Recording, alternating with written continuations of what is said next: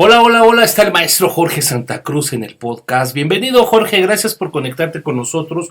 Jorge Santa Cruz es un decano periodista.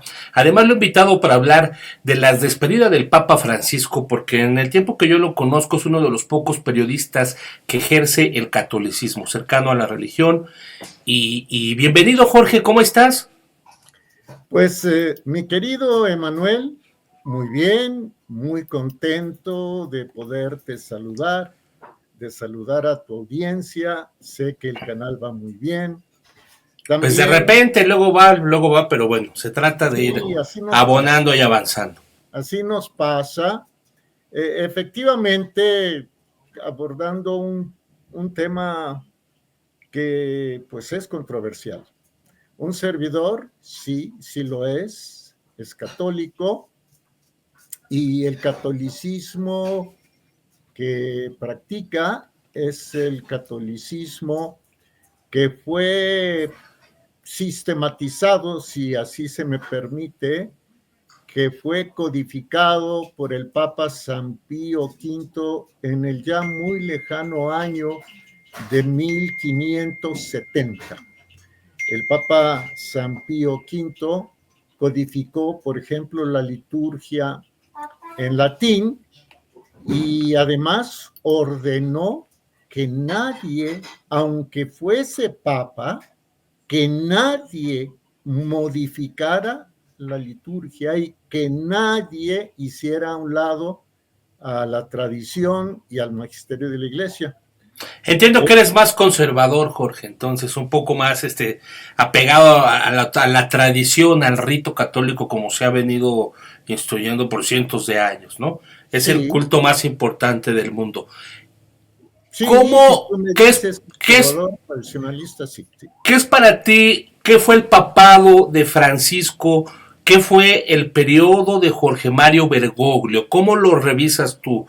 Entendiendo que acorde a su época, acorde a su tiempo, acorde a los problemas sociales que estamos viviendo, ¿cómo fue el papado de Francisco, Jorge?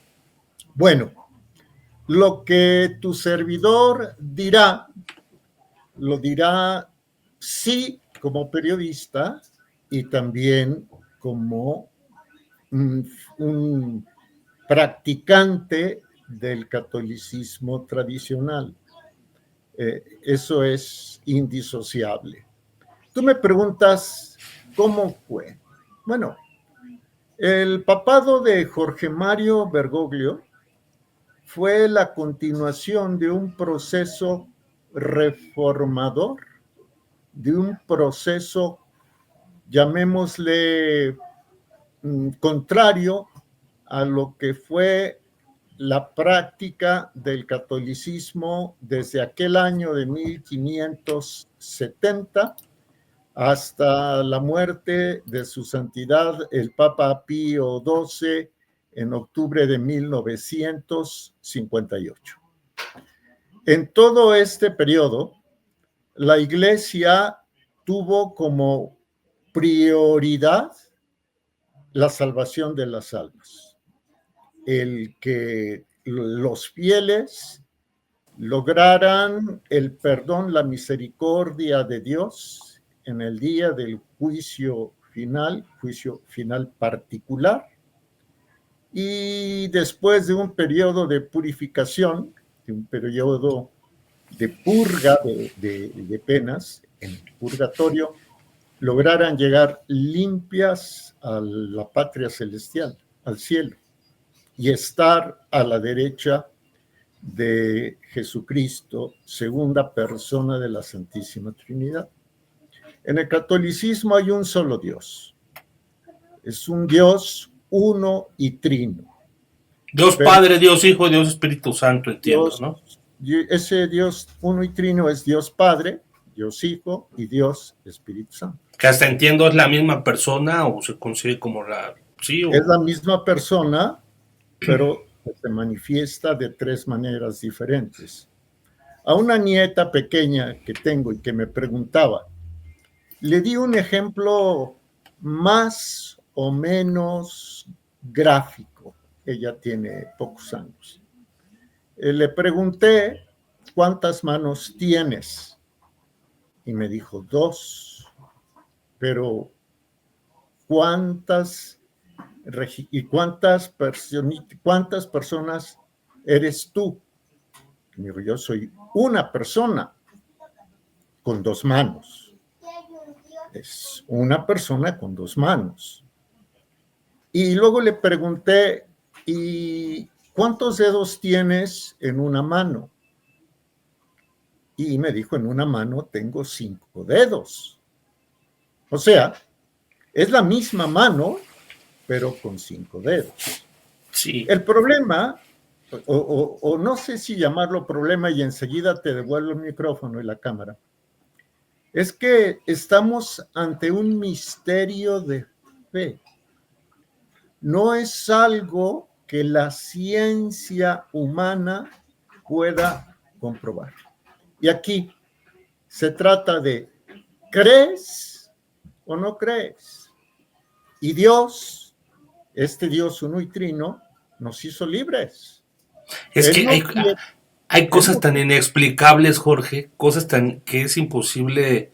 Yo lo he pensado así, ¿no? Por ejemplo, el nacimiento de un hijo. Hay cosas tan inexplicables en el universo que es a veces imposible cómo no creer que Dios esté presente en esas cosas, ¿no? Sí, sí, sí, por supuesto. De hecho, leía que el médico que atendió a Francisco de pronto vio, bueno, que Francisco tenía los ojos abiertos y que de un instante a otro dejó de vivir. Le pregunto a tu audiencia, te, te, te pregunto con todo respeto, ¿qué es la vida entonces? Porque el cuerpo de Jorge Mario Bergoglio estaba allí, pero de un momento a otro la vida se fue. Próximamente tendré conversación con 2 grupos de estudiantes universitarios y pienso preguntarles, ¿qué es la vida? ¿Por qué late el corazón? ¿Qué es lo que hace latir al corazón? ¿Somos los seres humanos los que damos la vida o simplemente somos los seres humanos los que transmitimos la vida que fue creada y que fue dada por Dios? Entonces, tú me preguntas por Jorge Mario Bergoglio, por Francisco, un reformador que siguió la línea reformista del modernismo, una corriente liberal afín, por ejemplo, al socialismo, afín al comunismo, afín al liberalismo, una corriente que ya a finales del siglo XIX se tenía bien identificada y que uno de los papas más grandes de la Iglesia, San Pío X, escribió una encíclica que pueden ustedes encontrar en internet, se llama Pascendi, en el que el Papa denuncia lo que es el modernismo, que es la suma de todas las herejías. Y la tradición de la Iglesia, es decir, la práctica del catolicismo, tal y como fue enseñada por Jesús a sus discípulos, luego apóstoles, bueno, se mantuvo hasta 1958, el año que, por cierto, nació tu servidor. Un servidor nació pocos meses antes de la muerte del Papa Pío XII. ¿Y qué pasó? Llega Juan XXIII, Agnello Roncalli, llega Juan Bautista Montini, Pablo VI, luego llega Luciani, luego llega Boitigua, luego Juan llega... 23 es el que vivió un mes nada más, ¿no? No, ese fue Juan Pablo I, Juan Pablo I. fue Luciani. Pero el que comenzó con reformas, así aparentemente chiquitas, fue Juan XXIII el que convocó al Concilio Vaticano II y el que de plano hablaba de la necesidad de que hubiera, fíjate en esto, un gobierno mundial. Con esto digo mucho. Luego, por ejemplo, Pablo VI fue a la ONU. En la ONU no habló de Jesús, de Jesucristo. En la ONU dijo que tenía fe en la ONU y habló también de la necesidad de un gobierno mundial. Cuando muere Pablo VI, pues es sucedido por, bueno, su sucesor fue Karol Wojtyła, un cardenal polaco que fue fundamental en la redacción de un documento del Vaticano II que se llama Nostra Aetate, Nuestra Era, en la que exculpa a un determinado pueblo que vivió en Palestina hasta el año 70 del deicidio de Jesús. Juan Pablo II duró muchísimos años, luego fue a la muerte de Juan Pablo I, llegó a Juan Pablo II, 33, Juan Pablo I, no, perdóname, a la muerte de Pablo VI llega Juan Pablo I, 33 días. A la muerte de Juan Pablo I llega Juan Pablo II. Corrijo, discúlpenme la confusión. Y quizás ha sido el papa más popular o el papa más importante, pues, de los últimos tiempos, ¿no?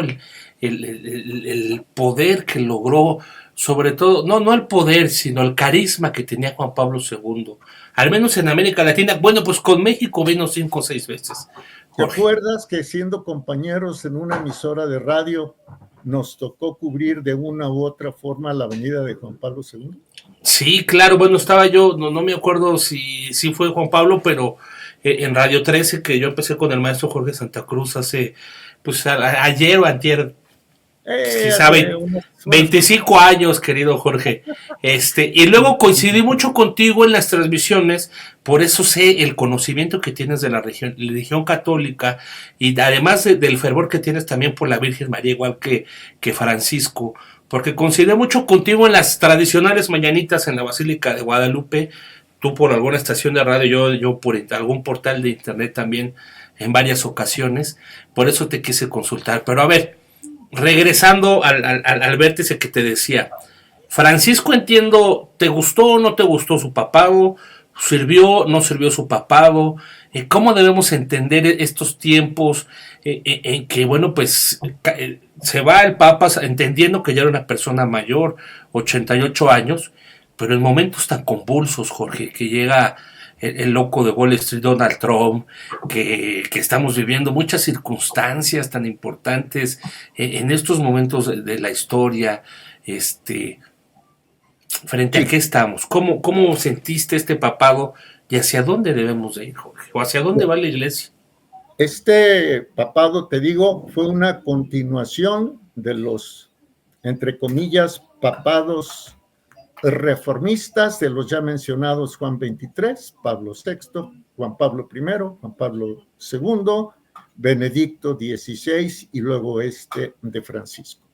A ver, si la iglesia es una institución cuya cabeza es divina, Jesucristo, y que pues es eso, el cuerpo místico de Cristo.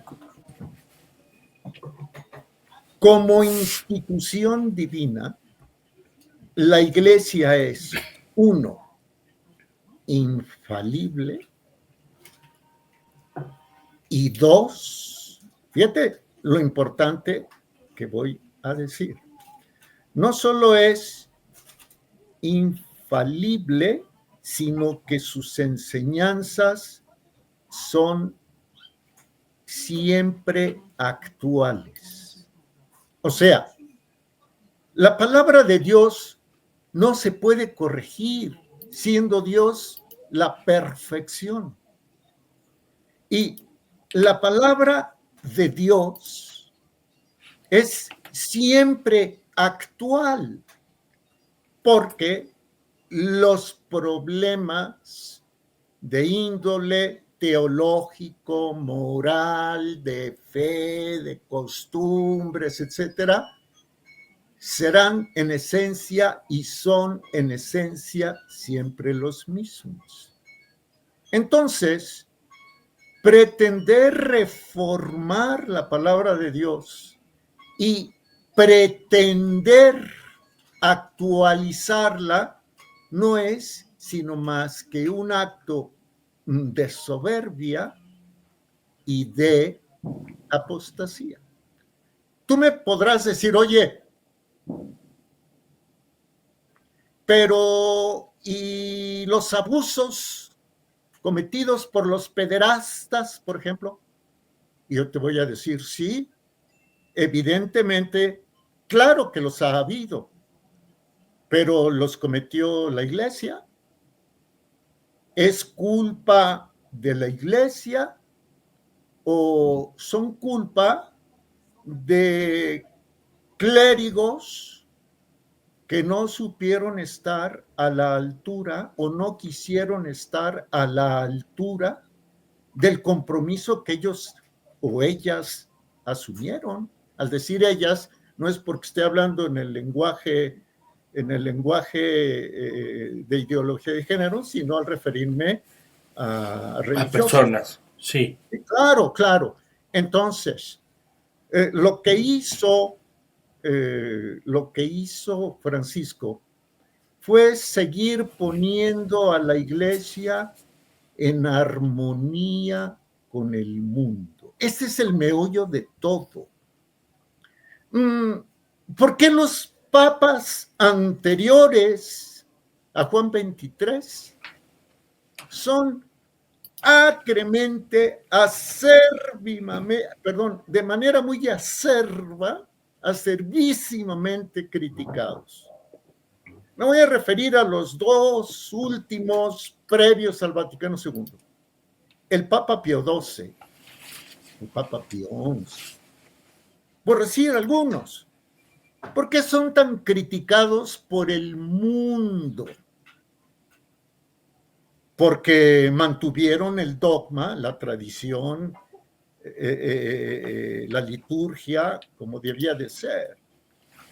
¿Y por qué los papas posteriores a Pío XII son reconocidos por el mundo, incluso por instituciones como la masonería?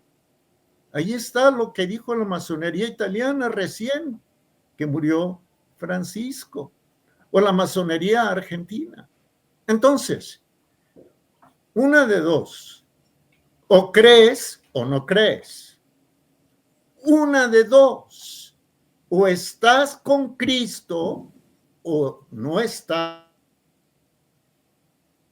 con Cristo, y si no estás con Cristo, estás con el mundo. Porque al decir mundo, me refiero a todo el conjunto de experiencias, de vivencias, de tentaciones, de apostasías, de herejías que se cometen. Y Francisco ha sido despedido con el aplauso del mundo.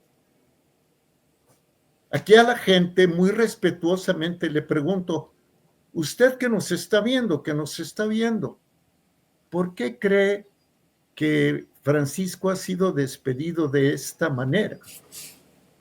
Mira, un papa, un papa, o sea, lo que es un papa, un verdadero papa, es vicario de Cristo.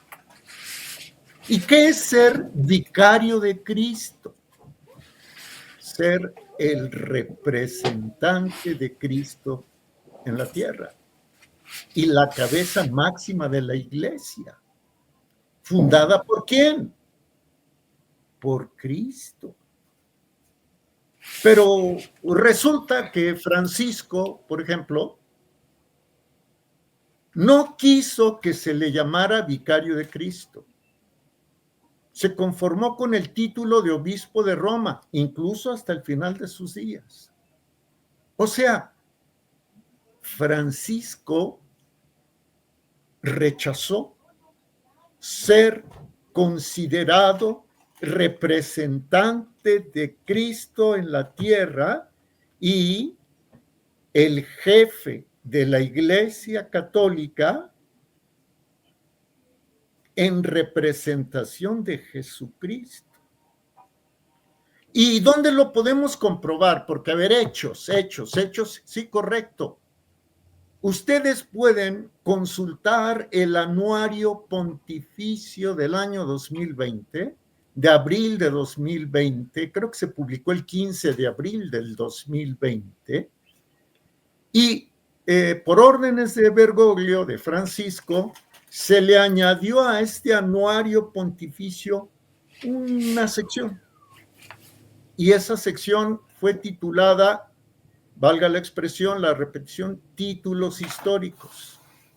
Y entonces allí se puso que eran títulos históricos de los papas, el de vicario de Cristo, el de sucesor del príncipe de los apóstoles, o sea, sucesor de San Pedro, el de sumo pontífice de la Iglesia Universal, el de primado de Italia, el de arzobispo y metropolitano de la provincia romana, el de soberano del Estado de la Ciudad del Vaticano y el de siervo de los siervos de Dios. Francisco no quería que le dijeran siervo de los siervos de Dios, que esta es una expresión que implica una humildad absoluta, a pesar de que se puso el nombre de un santo que fue muy humilde, San Francisco de Asís. Entonces, Francisco, como Benedicto XVI, como Juan Pablo II, a Juan Pablo I, pues poco tiempo tuvo para dar color. Pues tres semanas no podemos evaluar su... Porque desde ahí viene... A ver, yo quiero ir al punto, Jorge. Entiendo que tú dices o das a entender que actuó soberbiamente Francisco, quizá, o que no se apegó al dogma clásico de la Iglesia. Pero no había que mover un poco el nuevo paradigma. Algunos padres, pues con mucho dinero, olvidándose esta especie, tantos grupos de poder en la iglesia, tantos jerarcas muy ricos, separados ya de la gente pobre. Esto que planea Jorge Mario Bergoglio de ser en 100 años, un poco más de 100 años, el primer papa que decide no estar en la Basílica de San Pedro, sino ir a la Basílica de Santa María. Él pedía un cambio de actitud. No era necesario dar un manotazo en la iglesia, dar un golpe, no al, como dices tú, al ministerio católico, sino al comportamiento de los prelados, de los curas, Jorge. A ver, o sea, eso, por supuesto que es necesario, ha sido necesario y será necesario. Pero hay sospechas fundamentadas, muy bien fundamentadas, incluso gente como Sierra Partida en México lo afirmó, que Juan 23, Sierra Partida era un masón de alto rango. Sí, explícanos, Jorgito, porque también hay muchas cosas que no alcanzamos a ver la gente a ras de tierra. La masonería en México, voceros de la masonería mexicana publicaron que Juan 23 y Pablo VI eran hermanos masones. Sí, pero la masonería no es lo mismo la masonería a la que fue Benito Juárez, la que sucedió hace 200 años, que ahora siguen existiendo, pero no tienen ni el poder político ni el poder que tuvieron hace 100 o 200 años. Pero lo podemos demostrar. La masonería sigue manteniendo su ideario. Eso sí, pues sigue manteniendo su El ideario. diario niega que Jesús sea la segunda persona de la Santísima Trinidad. Y habla del gran arquitecto del universo. Entonces, a ver, ¿de qué es necesario? Es necesario. Pero pregunto, permíteme contestar con Sí. preguntas. ¿Es culpa de la iglesia? ¿O es culpa o son culpas humanas? Ahora, con Bergoglio, con Boitigua, con Ratzinger, con Montini, con Roncalli, se emprendió verdaderamente una campaña visible, ostensible, comprobable contra la pederastia? Pues es algo que no lo sabemos. No lo sabemos. No lo sabemos. Ahora, Ahora déjame debatirte tantito, Rodrigo. Tú dices, venga de ahí. es de personas, no es de la iglesia. Porque finalmente, pues los curas son humanos, no son hombres. Son personas como nosotros. Son personajes los que lo cometieron estos crímenes de la pederastia, algunas otras cosas. Pero de cierta forma la crítica es que la iglesia los protegió. A ver, pero ¿qué es la iglesia? Pues, ¿Es lo mismo iglesia que clero? bueno, el clero, exactamente, el clero los protegió, el alta, tantos grupos de poder, o ¿por qué hay esta, ¿cómo se puede decir? De que están disputando el poder de la iglesia. Esa es cuestión humana. La iglesia es, por definición, el cuerpo místico de Cristo. Y Jesús es su cabeza. Y la iglesia católica debe ser esposa de Jesús. Estoy hablando de manera mística, de manera, ojo, mística. Entonces, ahora lo voy a plantear de otra forma y se vale por favor que tú pongas tus atinados comentarios, que incluso sean contrarios para que nuestro público o tu público, el que hace el favor de escucharme, pueda tener un panorama mucho más amplio. A ver, la iglesia ha tenido enemigos desde siempre.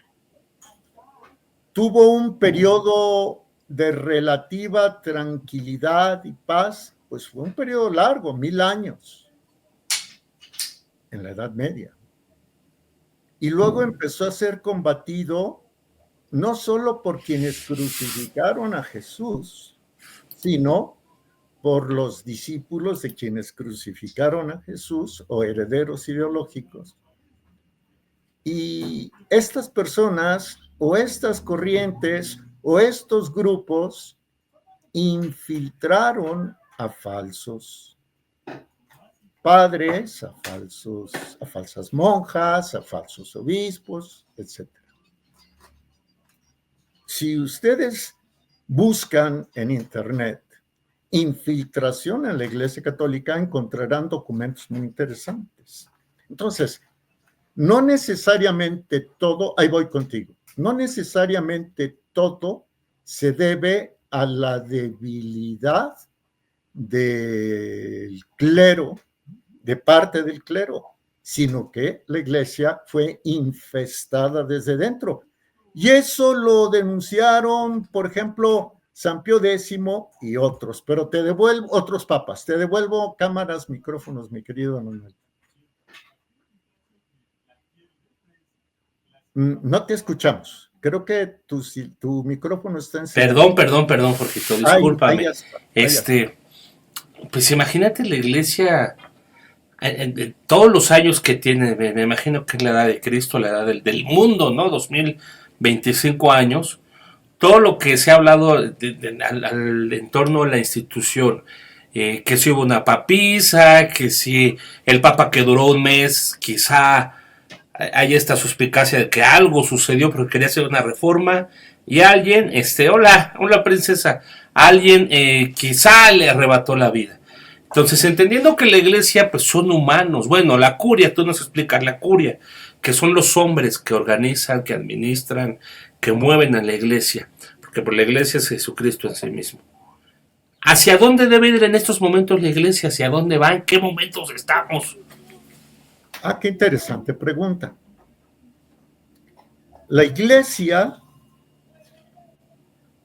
el camino de la iglesia es el camino marcado por San Pío V en el año 1570. Camino que han marcado también o han remarcado o han confirmado diversos pontífices. León XIII, por ejemplo, ya mencioné a San Pío X, incluso Gregorio XV en tiempos de la Primera Guerra Mundial, del Papa Pío XI, del Papa Pío XII, etcétera. Hay amplia literatura sobre eso. ¿A dónde debe de ir?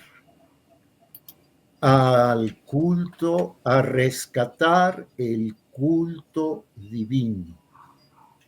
Porque resulta que el culto divino fue transformado y fue muy probablemente privado de su esencia divina. ¿A qué me refiero? ¿De qué estoy hablando? De la Santa Misa.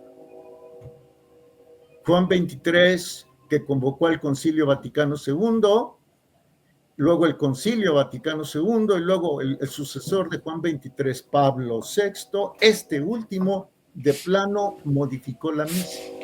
Es donde que si se daba en latín, que si los padres la deben de dar de espaldas o de frente al altar, estos cambios, ¿no?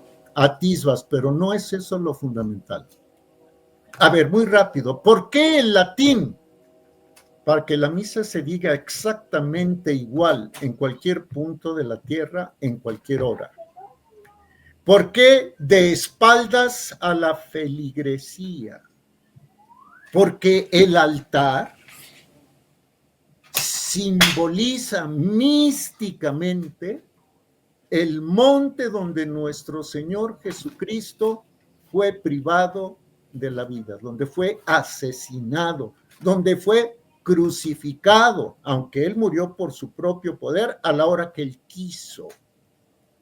Entonces, el sacerdote, cuando oficia, lo hace in persona Christi. El sacerdote presta su cuerpo, presta sus manos, pero el sacerdote per se es Jesús.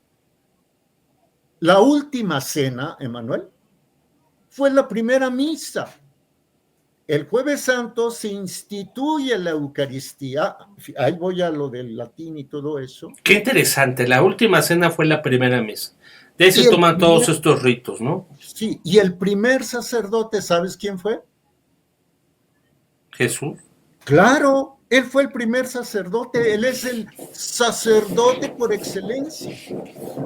Y a la hora de bendecir el pan y de bendecir el vino, empleó una fórmula que fue rescatada por los evangelistas. Bueno, esa fórmula, esa consagración, estuvo vigente oficialmente hasta 1958. Y parte del conflicto de la nueva misa es que la fórmula de la consagración fue modificada. Jesús, a la hora de consagrar el cáliz con el vino que se convierte místicamente en su sangre, dice: tomad y bebed de este cáliz, de la sangre que será derramada por muchos. Y con Pablo VI lo cambian y le ponen que será derramada por todos. O sea, Pablo VI da por sentado que todos nos vamos a salvar. Y modifica las palabras de Jesús.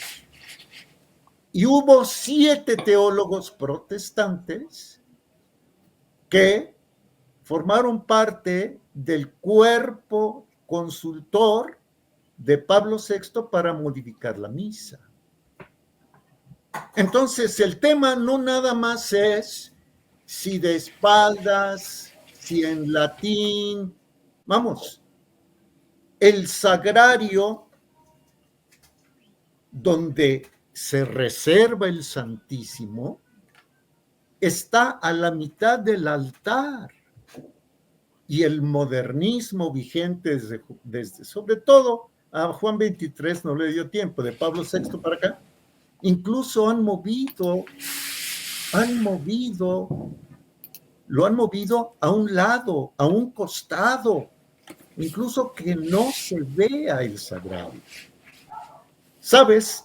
Lo último que pretenden los enemigos de la Iglesia es decir que no hay consagración. A ver, ¿qué es la consagración? Es simbólica, ¿no? No, es la repetición incruenta, mística, o sea, de misterio de fe, pero incruenta, donde el cuerpo de Jesús, el pan, la hostia ácima, se convierte en el cuerpo de nuestro Señor. Y el vino se convierte en la sangre de nuestro Señor. ¿Qué es lo que quieren decir? Que serían señales de los últimos tiempos. Que es un simbolismo, lo que me acabas de decir. Que no hay consagración, que no hay sacrificio. Bueno, simbólicamente para mí sí lo hay. Que por lo tanto, si no hay sacrificio, no está Jesús. Y si no está Jesús, la misa y la iglesia se convierten en una institución humana más, igual a las demás. Ahora, aquí tú dices, para mí sí lo hay. Este es un misterio muy grande, porque solo tú, en el fondo de tu alma y con tu recta razón, puedes, ¿cómo decirlo? Mirar a la misa como un acto solamente escenográfico o como un acto verdaderamente místico. Y de Juan 23 para acá, lo que pretenden es quitarle a la iglesia su origen divino. Y aquí regreso con Francisco. Mira, el 4 de febrero de 2019, Francisco firmó con un dirigente musulmán de Egipto un documento que se llamó Documento para la Fraternidad Humana. Ese es grosso modo el título. Y en ese documento, Francisco y la persona que también lo firmó, que enseguida te digo cómo se llamaba, quién fue. El documento se llama, Documento sobre la Fraternidad Humana por la Paz Mundial y la Convivencia Común. Y lo firmó con el gran imán de la mezquita de Al-Azhar de Egipto, Ahmed Al-Tayeb. Está en internet el documento. En ese documento, tanto Al-Tayeb como Francisco suscriben lo siguiente. A ver, leo una pequeña oración. A ver qué te parece. A ver qué significa lo que voy a leer. Dice: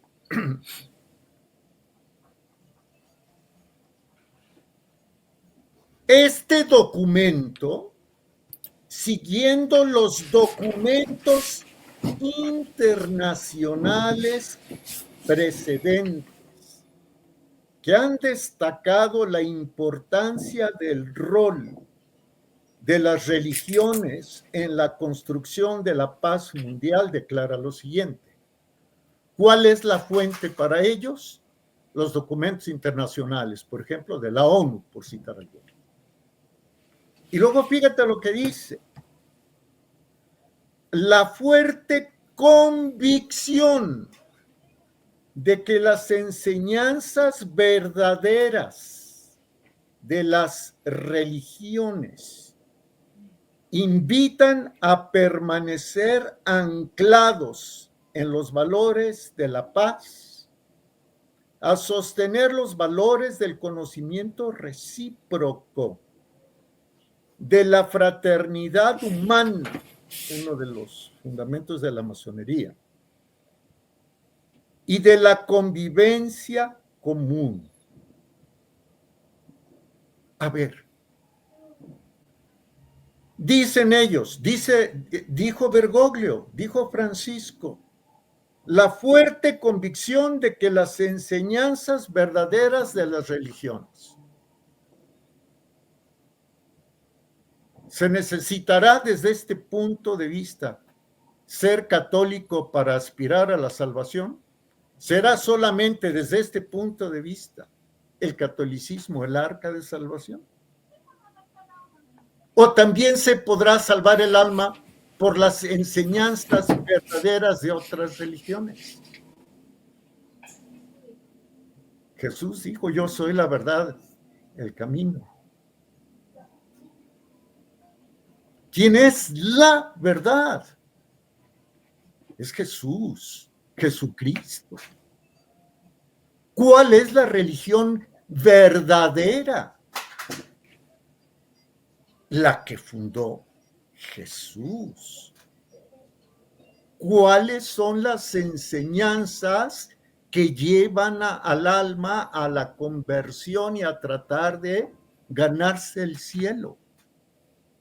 Las enseñanzas católicas, me explico. Y luego dice este mismo documento, fíjate, voy a terminar ese párrafo. La fuerte convicción de que las enseñanzas verdaderas de las religiones invitan a permanecer anclados en los valores de la paz, a sostener los valores del conocimiento recíproco, de la fraternidad humana y de la convivencia común, a restablecer la sabiduría, la justicia y la caridad, y a despertar el sentido de la religiosidad entre los jóvenes, para defender a las nuevas generaciones del dominio del pensamiento materialista, del peligro de las políticas de la codicia, de la ganancia insaciable y de la indiferencia basadas en la ley de la fuerza y no en la fuerza de la ley. Se escuchará aquí hablar de las enseñanzas de Jesús. Luego, el siguiente párrafo. Atención con esto. La libertad es un derecho de toda persona. Todos disfrutan de la libertad de credo, de pensamiento, de expresión y de acción. O sea, Si yo ejerzo mi libertad de credo y me voy con tal denominación religiosa, está bien, está bien. Y entonces podré aspirar a la salvación del alma con esa denominación religiosa. Y lo subraya enseguida, o lo subrayan enseguida. Dice, repito, la libertad es un derecho de toda persona. Todos disfrutan de la libertad de credo, de pensamiento, de expresión y de acción. El pluralismo y la diversidad de religión, color, sexo, raza y lengua son expresión de una sabia voluntad divina con la que Dios creó a los seres humanos. Firmado por Francisco y por el imán de Egipto, Ahmed al-Tayeb. Dios es plural. Si Dios es plural, entonces tiene sentido que Jesús haya venido a morir en la cruz.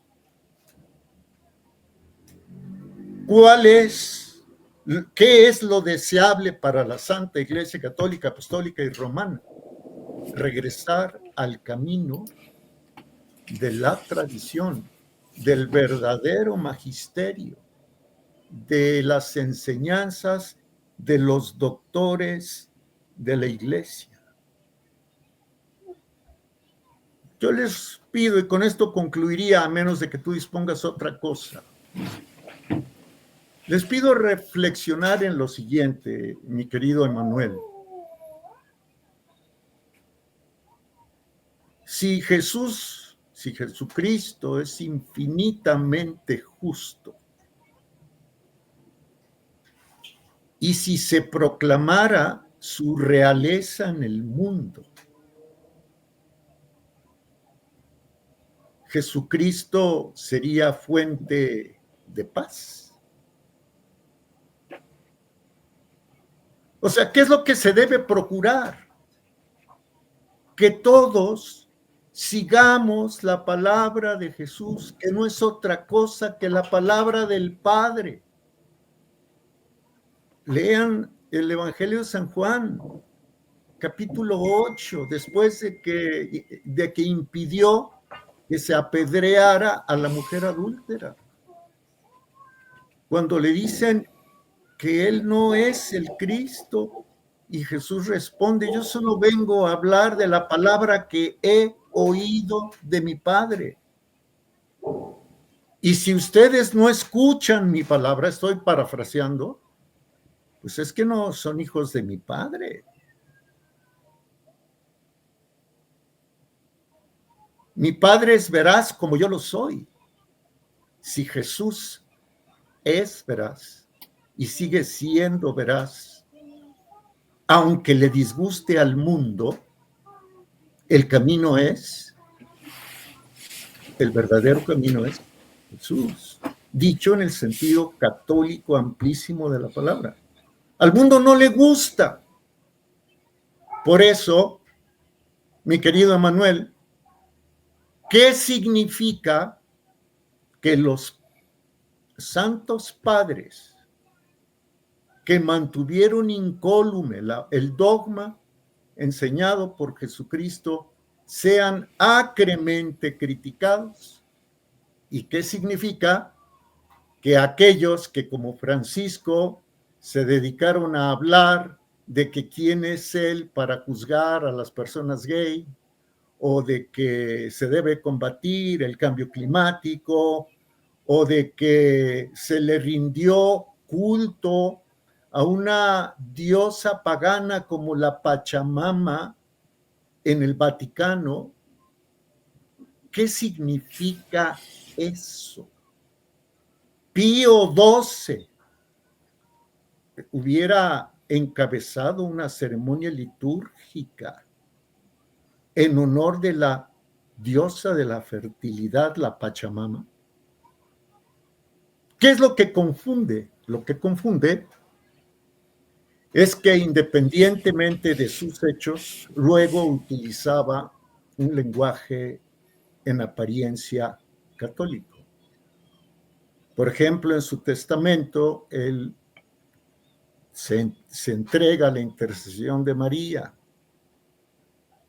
Pero si se entregó a la intercesión de María, ¿por qué rendirle culto a la Pachamama? No hay, o mejor dicho, hay contradicción. Y donde hay contradicción, hay incertidumbre. Y donde hay incertidumbre, se compromete la verdad. Y donde se compromete la verdad, se confunde a las almas. Conclusión de Jorge Santa Cruz, que la asume personalmente. Solamente habla Jorge Santa Cruz. Yo no tengo nada, por favor no se vaya a culpar a la iglesia de las tonterías que Jorge haya dicho. A ver, creo que la idea se me acaba de escapar. Bueno, sí. El pontificado de Francisco, un pontificado contradictorio, de confusión, que le agradó al mundo. Pero el que le agrade al mundo no quiere decir necesariamente que le agrade a Dios. Y termino. Nuestro Señor fue entregado por uno de los 12. Por Judas. Claro, Judas Iscariote. Nuestro Señor sabía de la traición. Incluso la anuncia en el Jueves Santo. La anuncia. Y señala. Bien, ¿nuestro Señor es culpable de la traición de Judas? ¿Nuestro Señor es culpable de las traiciones en el alto y en el bajo clero?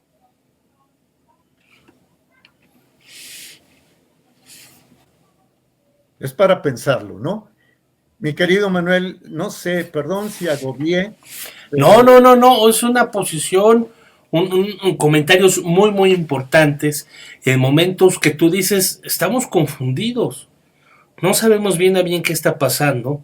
Me quedo con que la iglesia es infalible, la iglesia va a ser infalible, pero me dejas un poco confundido porque el clero está perdiendo posición, la iglesia como institución, no como dogma de fe, está perdiendo, pues no están yendo los jóvenes, está perdiendo feligresía, está perdiendo posición dentro del mundo, Jorge. Pero la está perdiendo, mi querido Manuel, tu nombre quiere decir Dios con nosotros. Mi querido Manuel, la está perdiendo no por la doctrina, la genuina, sino por las distorsiones y las traiciones dentro de la iglesia. Comparemos, si se pudiera, revisemos, busquemos literatura, en fin, ¿cómo estaban las iglesias hasta 1958? Bueno, los templos, hasta 1958. ¿Y cómo están ahora? Y eso que la han actualizado, la iglesia se ha actualizado, que era lo que quería Juan 23. Pero es que el mundo ha cambiado, ¿no? Se vive otro paradigma, se viven otras formas. ¿En qué ha cambiado? Moralmente, ¿en qué ha cambiado? Los problemas morales y éticos, mi querido Manuel, siguen siendo los mismos. La intencionalidad de las acciones humanas. Una intencionalidad que puede ser moralmente buena o una intencionalidad que puede ser moralmente mala. Ciertamente tenemos internet, pero antes había periódicos. ¿Cuál es la diferencia de que un periódico publicara mentiras en papel? ¿Y cuál es la diferencia de que un periódico digital publique mentiras en Internet? La intención es exactamente la misma, es mentir, es faltar a la verdad para provocar desconcierto y en un momento dado poder manipular las decisiones de las personas. O sea, en esencia la problemática sigue siendo la misma. Ahora, pues sí, ya no hay canto gregoriano. Francisco prácticamente prohibió la misa en latín, la que fue celebrada desde 1570 hasta 1958, hasta 1969, porque en 69 Pablo VI la cambia al español. Francisco, cuando vino a San Cristóbal de las Casas, autorizó que la misa se dijera en dialectos indígenas. Oye, pero es que no le van a entender en latín. Bueno, se puede tener un libro donde en una columna esté latín y en la otra columna esté la traducción a la lengua indígena. ¿Cuál es el problema? Son problemas un tanto cuanto falsos, ¿no? El problema no es el idioma. El problema es que poco a poco se ha ido desacralizando el culto. Hoy tenemos guitarras y bajos eléctricos en las iglesias y sigue yendo una mayoría de ancianos o de jóvenes, por decir algo, ¿no? Hoy muchas prédicas de sacerdotes son sobre los pecados sociales, pero los pecados son faltas personales. Cuando comparezcamos ante el tribunal inflexible, infinitamente justo, aunque también infinitamente misericordioso de nuestro Señor, no nos va a juzgar por pecados sociales, nos va a juzgar por pecados personales que pudieran relacionarse o tener repercusiones sociales, sí. Por ejemplo, abusar de tus trabajadores tiene repercusiones sociales, sí, pero es un pecado personal. Mentir deliberadamente en un medio de comunicación es un pecado personal que orienta a ese medio a la mentira y la mentira orientará al error. Por lo tanto, lo que tu servidor concluye es que el pontificado de Francisco fue un pontificado, lo leía yo de un analista italiano de nombre Roberto Mattei. Voy a concluir con lo que escribió Roberto Mattei. Francisco sustituyó el simbolismo sagrado por un simbolismo mediático. Fue un papa mediático. Fue un papa mediático. Juan Pablo II lo fue.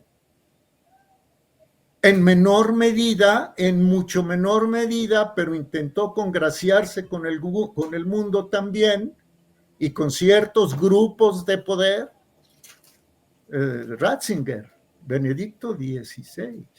Bueno, pero Ratzinger finalizó en un caos, ¿no? Renunció y en medio del escándalo y trajo mucho sobresalto también, ¿no, Jorge? Claro. Una buena línea de investigación, esto es solamente una hipótesis, aquí sí no me consta. Porque así no sabemos por qué renunció, o sea, es algo que, ¿por qué renunció? Bueno, ¿Y quiénes estuvieron detrás de las presiones para que renunciara? ¿A quiénes les convenía la renuncia de Ratzinger? Qué duro, ¿no? muy fuerte, Muy fuerte, pero te agradezco muchísimo, te mando un abrazo fuerte, como siempre, estimado Jorge. En esta ocasión no nos das luz, sino que nos las prendes y nos las apagas.